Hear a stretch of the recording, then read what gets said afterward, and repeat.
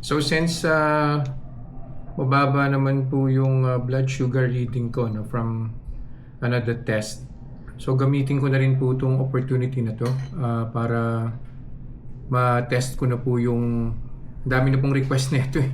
Hindi ko na po mabilang no sa comment section, sa PM. So ang dami na pong nag-request na ito. Coke Zero po.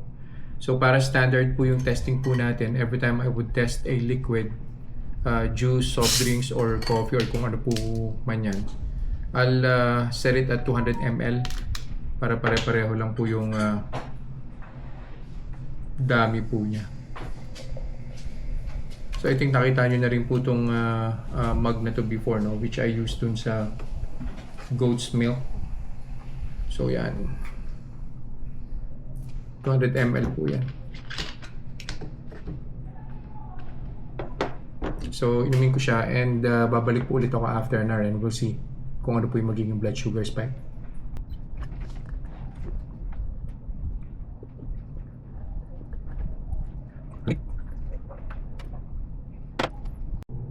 Isang oras na po, kuha na po tayo ng blood sugar.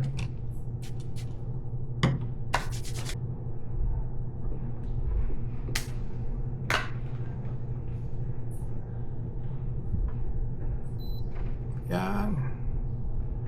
Coke Zero.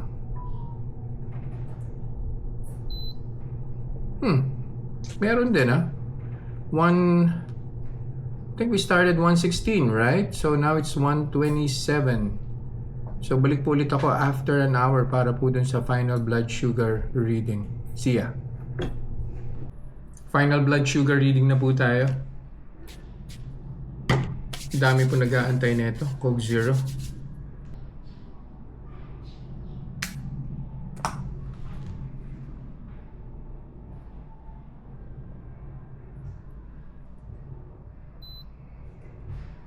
Yan.